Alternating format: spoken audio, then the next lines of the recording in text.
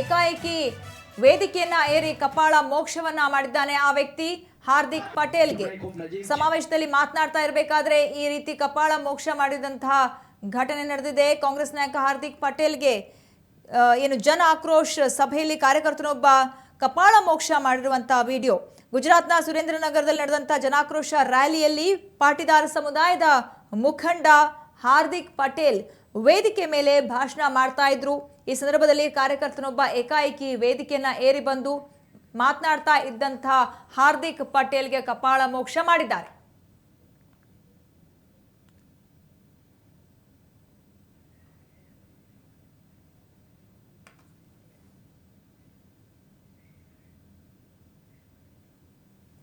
ಇನ್ನು ಹಾರ್ದಿಕ್ ಪಟೇಲ್ ಈ ಒಂದು ಘಟನೆ ನಂತರ ಪ್ರತಿಕ್ರಿಯಿಸಿದ್ದಾರೆ. ಬಿಜೆಪಿ ನನ್ನ ಮೇಲೆ ಹಲ್ಲೆ ಮಾಡಿಸಿದೆ ಅನ್ನುವಂತಹ ನೇರ ಆರೋಪವನ್ನ ಮಾಡಿದ್ದಾರೆ ಹಾರ್ದಿಕ್ ಪಟೇಲ್.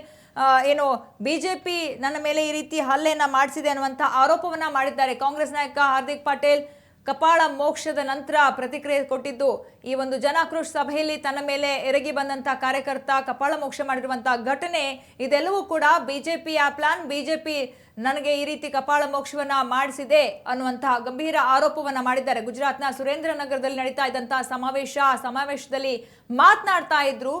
ಆಗ ಏಕಾಏಕಿ ಬಂದಂತಹ ಕಾರ್ಯಕರ್ತ ಹಲ್ಲೆಯನ್ನ ಮಾಡಿದ್ದಾರೆ, ಕಪಾಳ ಮೋಕ್ಷ ಮಾಡಿದ್ದಾರೆ. ಬಿಜೆಪಿ ನನ್ನ ಮೇಲೆ ಹಲ್ಲೆ ಮಾಡಿಸ್ತಾ ಇದೆ ಅನ್ನುವಂತಹ ಆರೋಪವನ್ನ ಹಾರ್ದಿಕ್ ಪಟೇಲ್ ಮಾಡ್ತಾ ಇದ್ದಾರೆ. ಕಾಂಗ್ರೆಸ್ನ ನಾಯಕ ಹಾರ್ದಿಕ್ ಪಟೇಲ್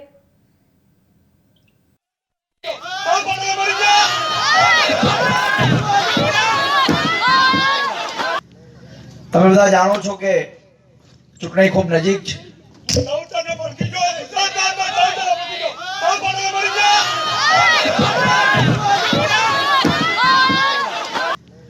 તમે બધા જાણો છો કે ચૂંટણી ખૂબ નજીક છે.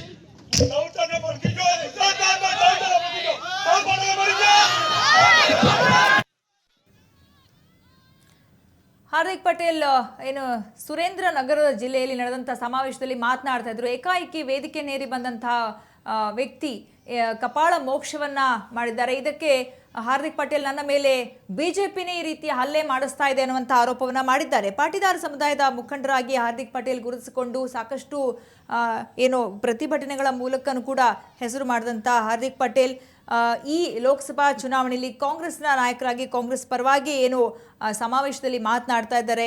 ಕಾರ್ಯಕರ್ತ ತನ್ನ ಬಳಿ ಧನ್ಯವಾದ ಅರ್ಪಿಸೋದಕ್ಕೆ ಬರ್ತಿದ್ದಾರೆ ಅಂತ ಅನ್ಕೊಳ್ತೀನಿ. ಆದರೆ ನೇರವಾಗಿ ಅವರು ಬಂದು ಕಪಾಳ ಮೋಕ್ಷವನ್ನ ಮಾಡಿದ್ದಾರೆ.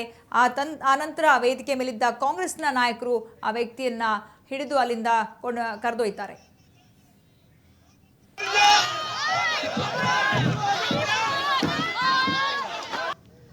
તમે બધા જાણો છો કે ચૂંટણી ખૂબ નજીક છે.